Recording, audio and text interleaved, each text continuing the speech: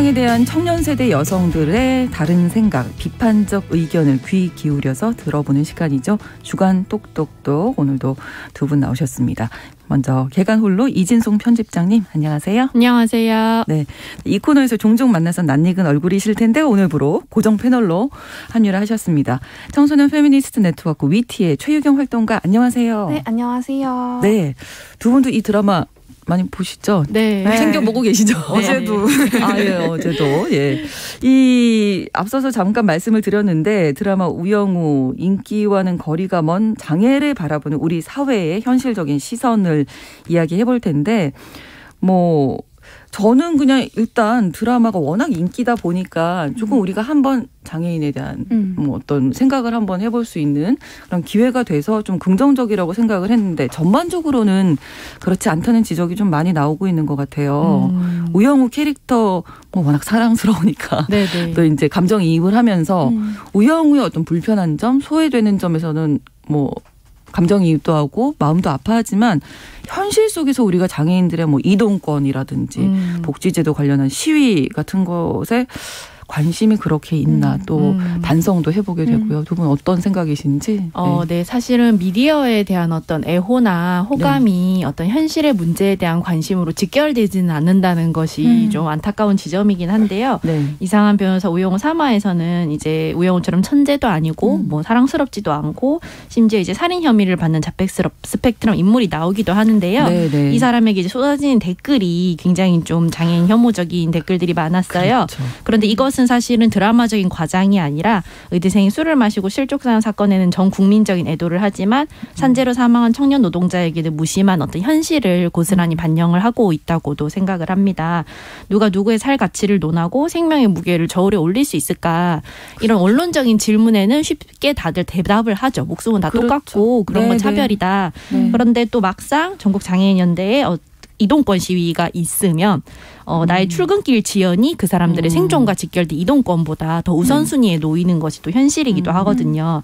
그럴 때 사실 나도 모르게 존재의 우선순위를 마음속에서 매기고 있기도 해요. 미디어를 통해서 사회 문제를 좀 새롭게 인식을 하고 자신이나 환경을 돌아보는 감상 경험이 미디어의 되게 중요한 역할 중에 하나인데요. 다만 이게 피상적인 애호나 잠깐의 흥미거리로 끝난다면 오히려 현실의 장애인 차별과 괴리가 생기면서 이런 것들이 더욱더 기괴해지는 그렇죠. 일이 되지 않을까라고 생각을 합니다. 네, 최유경 활동가님.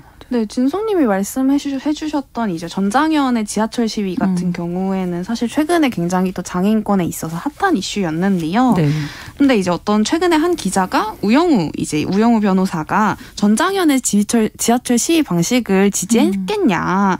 일반 시민들에게 피해를 주면서까지 자신의 의지를 관철시키는 방식은 거부했을 것이다. 라는 요지에 이제 기사를 써서 굉장히 큰 비판을 받았는데요. 네. 사실은 드라마에 대한 비판이나 어떤 이 인기에 대한 불신 같은 것들이 장애인권에 대한 보장으로 이어지지 않을 거다라는 이야기도 사실은 어떤 이런 이야기로부터 파생되었을 거라고 생각해요. 네. 사실은 출근길을 점거해서 타인의 불편을 야기해야만 이제 오랜 시간 어떤 다른 모든 방법 역시 시도해온 장애인들의 목소리가 그나마 이제 어떤 뉴스에 나오고 화제가 되는 어떤 이 현실들에 대해서는 인지하지 않고 그래도 타인에게 피해를 주면 안 된다라는 방식으로만 사실은 이야기되는 것인데요. 그러니까 예쁘게 사실 잘 포장된 어떤 드라마처럼 타인의 불편이나 피해를 만들지 않는 방식만이 어떤 사회에서 인정될 때 결국에는 왜 이런 장애인 단체에서 어떤 점거 시위까지 하게 되었는지는 지워지고 결국에는 우리 사회에 함께 살아가고 있는 동료 시민들의 권리라는 것이 허락받거나 누군가로부터 인정받아야 하는 종류의 것이 된다는 점에서 좀 문제적이다라고 생각했습니다. 우리가 드라마를 바라볼 때와 우리 현실 속에서 우리의 어떤 생각이나 행동이 좀 이중잣대 이런 생각이 좀 들기는 하네요. 특히 지금 말씀해 주셨잖아요. 예쁜 장애인, 경증, 또 어떤 능력이 있는 이럴 때 조금 마음이 더 가는 이렇게 표현이 되는 거잖아요. 그러면 상대적으로 그렇지 않을 때 더 소외감 느끼지 않을까 이런 생각도 들거든요. 네, 아무래도 드라마가 처음 시작되었을 때부터 어떤 뛰어난 장애인들만이 미디어에 이렇게 재현이 되는 것에 대해서는 많은 사람들이 우려를 표했는데요. 오직 뛰어난 사회적 약자들만이 살아갈 가치를 인정받을 수 있는가라는 걸 좀 생각해봐야 할 문제라고도 봐요. 예전에 방영했던 굿닥터라는 드라마도 주인공이 이제 천재적인 능력을 가진 의사로 나오는데 드라마가 사실 어떤 주인공이 장애를 가지고 있으면서 동시에 천재성도 가지고 있는 인물로 그리는 거는 한편으로는 상업 드라마의 한계이기도 하다고 생각을 하는데요. 드라마 외에 어떤 미디어의 장애인 재현 사례 같은 걸 좀 비판적으로 검토해 볼 필요가 있습니다. 장애와 텔레비전 문화라는 책을 보면 이건 케이티 앨리스라는 사람이 쓴 건데요. 미디어에서 장애인 재현이 4단계를 거쳐서 불인정, 그리고 조롱, 그리고 죄송합니다. 제가 지금 눈이 갑자기 규제와 그리고 최종적으로는 존경의 단계가 그것이라고 하는데 이 존경의 그 단계가 바로 이 사람들을 뛰어난 존재로 만들고 이 사람들이 장애를 극복했다라고 말을 함으로써 이 사람들로 하여금 비장애인들에게 감화를 받고 감동을 받게 하고 이 사람들이 뭔가 다른 사람들과는 다른 존재라고 느껴짐으로써 오히려 일반적인 사람들과 거리를 두게 해서 다른 존재로 만드는 것 또한 어떤 장애의 스테레오타입, 전형화를 만드는 방법이라고도 이야기를 하거든요. 그래서 자신의 장애에 대해서 이야기를 했던 스텔라 영의 테드 영상 제목은 대단히 감사합니다만 저는 당신의 영감거리가 아닙니다. 예요. 네, 그러니까 나는 장애를 가진 나로 살아갈 뿐이지 당신에게 감동을 주거나 어떤 영감을 주기 위한 존재가 아니다라는 제목이 굉장히 많은 것을 좀 압축하고 있다고 생각을 합니다. 특히 그리고 이 어떻게 보면 자폐 스펙트럼이라는 요 소재가 영화나 드라마에 많이 나오는 이유도 보면 약간 천재성 뭐 이런 것과 연결이 되는 부분이잖아요. 그래서 좀 극복을 하고 우리보다 더 나은 능력 뭐 이렇게 생각을 하는 것 같아요. 맞아요. 사실은 어떤 장애를 가진 이가 그 장애를 극복해야 하거나 혹은 극복됐다고 보일 만큼 그러니까 말씀하신 것처럼 비장애인만큼의 능력을 갖추어야 한다라는 인식 같은 것들이 굉장히 사회에 만연한데요. 사실은 이런 서사나 어떤 우영우 같은 인기몰이 속에서 무언가에 특출나지 않거나 혹은 비장애인만큼 무언가를 할 수 있는 능력을 갖추지 않은 장애인들이 겪는 삶의 문제는 잘 말해지지가 않는 것 같아요.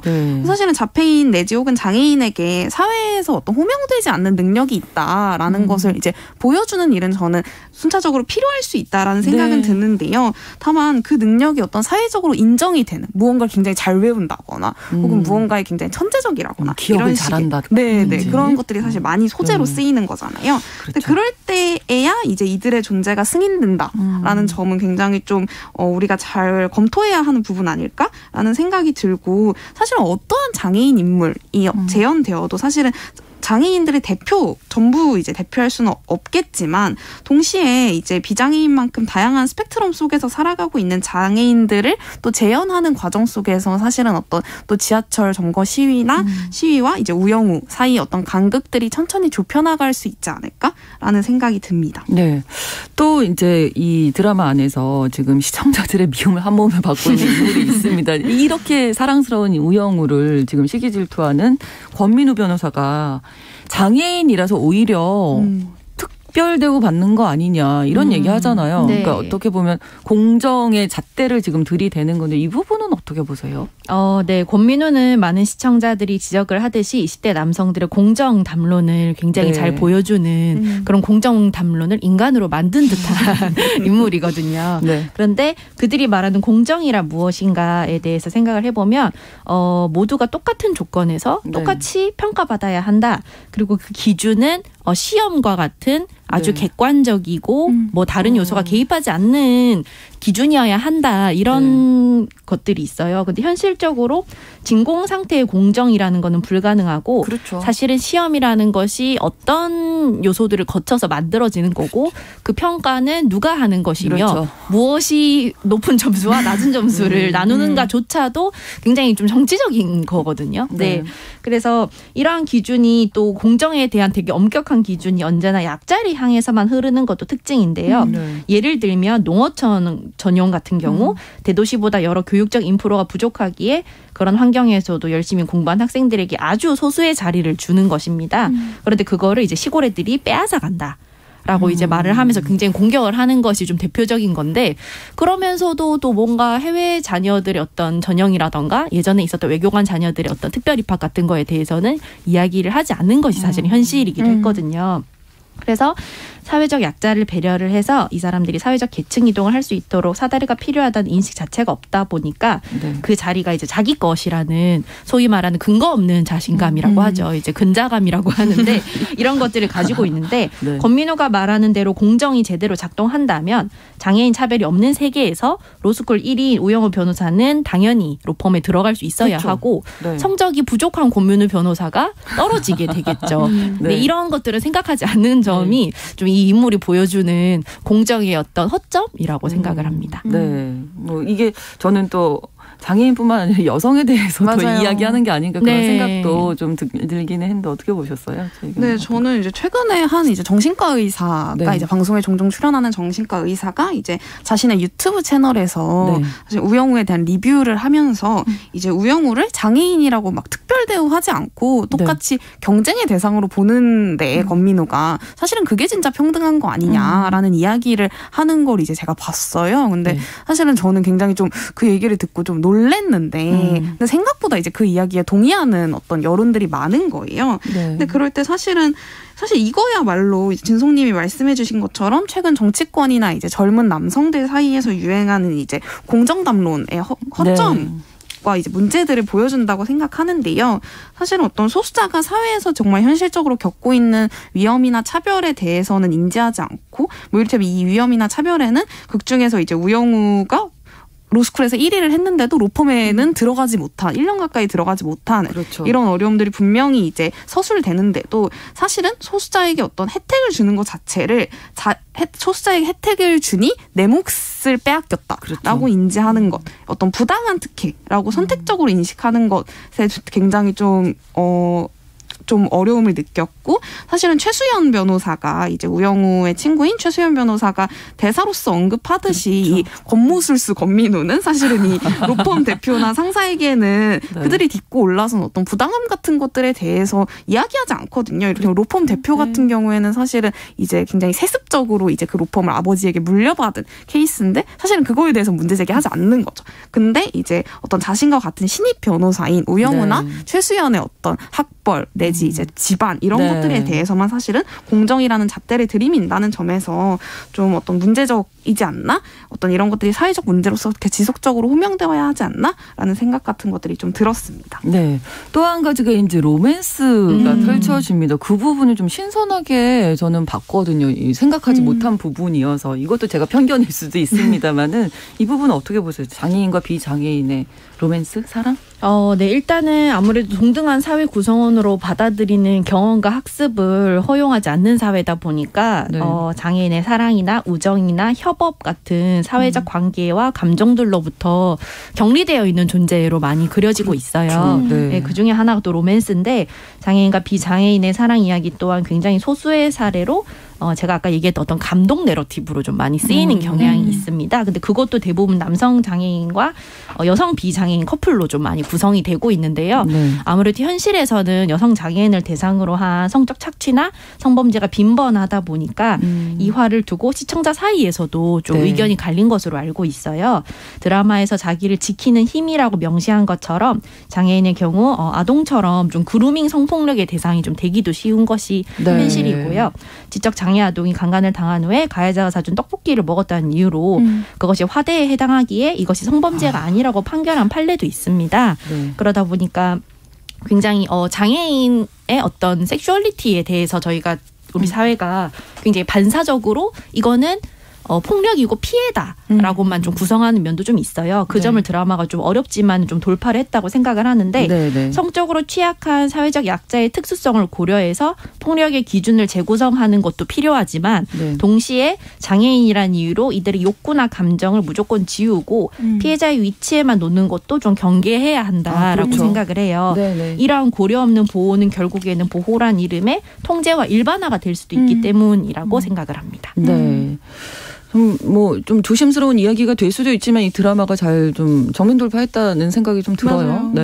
사실은 실제로 이제 10화에서 최근에 나온 10화에서 어떤 장애 여성의 네. 섹슈얼리티에 대한 이야기가 나오는데요. 저는 이 화에서 사실은 이 장애 여성, 이 피해자로 이제 지정된 장애 여성이 이야기하는 장애인에게도 나쁜 남자와 사랑에 빠질 권리가 있다라는 대사가 좀 감명 깊었던 것 같아요. 네. 그리고 동시에 어떤 이 드라마 내에서 계속해서 논의되는 사랑과 성폭력을 구분할 수 없게 하는 것이 사실은 과연 장애일까? 혹은 아니면 사회의 좀 관점이나 규제일까? 라는 생각은 좀 들었던 것 같아요. 네. 저는 사실은 누구든 성적 관계가 즐거울 수 있다는 것을 알아야지 결국에는 자신의 기준에서 즐겁지 않은 성관계 혹은 폭력을 닮은 성관계를 알아챌 수 있다라고 그렇죠. 생각하거든요. 네, 네. 하지만 사회는 장애인이나 청소년 등이 이제 사랑과 성폭력을 구분하거나 고민해볼 수 있는 기회 자체를 차단하고 있어요. 사실 우리 사회의 모든 관계는 언제나 폭력의 가능성을 함의하고 있거든요. 네. 사실은 당연히 소수자와 관계 맺는 것은 더욱 섬세한 고민이 필요하지만 사실 위험 가능성이 있다라는 이유만으로 누군가가 타인과 관계 맺을 권리를 격리하고 또 차단하는 것은 사실은 소수자를 일방적 피해자로만 지정하고 좀 또 다른 차별과 낙인을 생산하는 문제를 일으킬 수 있다라는 점이 좀 고민스럽기는 했습니다. 그렇습니다. 또 드라마 초반에 뭐 우영우의 학창 시절이 나오면서 학교에서 정말 어려움이 많은 그런 모습들이 그려졌는데 뭐 어떻게 보면 극적 재물이 위해서 과장된 표현도 있기는 있었겠습니다만 어른이 된 우영우가 학교를 돌아가고 싶지 않다고 말할 정도로 어떤 피해가 있었잖아요. 이게 우리가 학교 다닐 때 모습들도 한번 이제 돌아보게 하는데요. 네, 예. 사실은 초등학교에 다닐 때 반에 이제 장애인 친구가 있었는데 네. 도움의 대상이자 칭찬의 도구로 모두의 앞에 세워졌던 기억이 나요. 선생님이 그 친구를 이제 세워놓고 네. 이 친구의 이러이러한 어려움이 있으니까 누구누구 도와줄 사람이라고 말을 하면서 손을 네. 들면 칭찬을 받고 이런 식이었는데 그 경험이 굉장히 말할 수 없지만 어딘가 이상하고 뭔가 불편하게 느껴졌던 기억이 있어요. 생각을 해보면 학교는 동일성을 바탕으로 한 강력한 위계가 존재하는 공간이거든요. 네. 굉장히 사소한 요소로도 서열이 갈리고 따돌림과 괴롭힘이 난무하는 곳이기도 한데요. 그렇죠. 어떻게 보면은 이 공간에서 좀 다양한 조건의 몸을 우리가 좀 경험을 하고 또 제도적 도움이나 인권 감수성 교육을 통해서 막연한 어떤 도움의 대상이 아니라 또 말 그대로 내가 놀려도 되는, 괴롭혀도 네, 되는 네. 그리고 그렇게 해도 나한테 뭐 아무런 뭐 불편함이 없는 이런 존재가 아니라 같이 살아가는 사회 구성원으로서 그렇죠. 좀 받아들이는 그런 경험이 정말 많이 필요하다고 생각을 합니다. 네.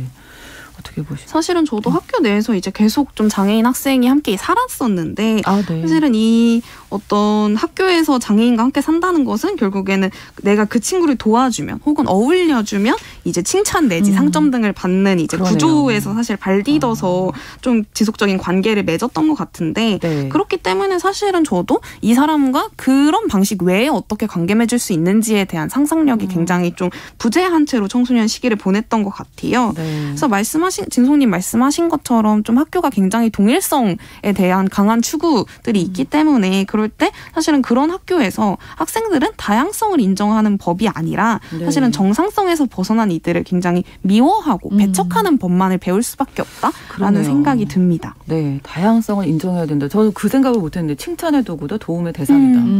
이렇게 배울 수밖에 없었고 어렸을 때 그 생각들이 계속 지속되지 않겠습니까?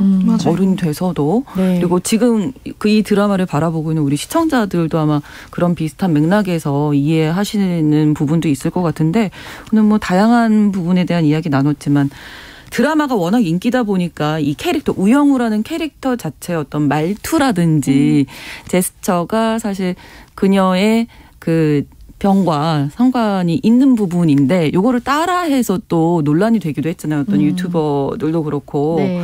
여기 재밌다 이렇게 느끼는 것 같아요. 특히 어린 아이들 같은 경우에 보게 되면 네. 요거는 어떻게 좀 바라보시나요? 네, 일단은 장애인의 행동적 특성을 일시적으로 따라하고 재미있다고 여길 수 있다는 것 자체가 비장애인의 특권이라는 거를 좀 알아야 되는데요. 그들에게는 그것이 삶이자 자신의 몸 그 자체인데 이걸 일시적으로 재미를 위해서 행동하고 그리고 그걸 웃어도 되는 것으로 만든 뒤에 벗어난 자리에는 네. 계속해서 그렇게 살아가야 하는 당사자가 남습니다. 같은 맥락에서 저는 고요 속의 외침 같은 게임도 네. 같은 맥락의 게임이라고 생각을 하거든요. 잘 들리지 않는 것은 그렇죠. 웃긴 일이 아니거든요. 네, 그래서 이런 것들을 생각을 해볼 때 내가 잠깐 재미를 위해서 어떤 다른 사람의 몸의 형태를 흉내내는 것이 과연 어떤 의미일까를 좀 더 진지하게 생각을 해봤으면 좋겠습니다. 비슷한 생각이시죠? 네, 사실은 2018년에 신현준 씨가 방송에서 이제 기봉이 연기를 한 것을 두고요. 네, 국가인권위에서 이거에 대해서 이제 주의를 의결했습니다. 그래서 엄연히 소수자에 대한 편견과 혐오를 강화할 수 있는 행위가 좀 단순히 드라마의 인기 속에서 용인되지 않았으면 좋겠다라는 바람들이 듭니다. 네, 자, 많은 이야기 나눴는데 다음 주부터는 볼 때 이런 생각들을 좀 하면서 좀 비판적인 시각으로 그냥 무조건 받아들이는 것이 아니라 한 번쯤은 우리 사회에서 장애인에 대해서 내가 어떻게 생각하고 있는지를 좀 돌아볼 수 있는 계기가 됐으면 좋겠습니다. 주간 똑똑똑 드라마 속 우영우와 현실 속 장애인을 바라보는 우리 사회 시선의 간극을 들여다봤습니다. 위티의 최유경 활동가 개관홀로 이진송 편집장님 두 분과 함께했습니다. 고맙습니다. 감사합니다. 정용실의 뉴스 브런치 1부 마치고 2부로 돌아오겠습니다.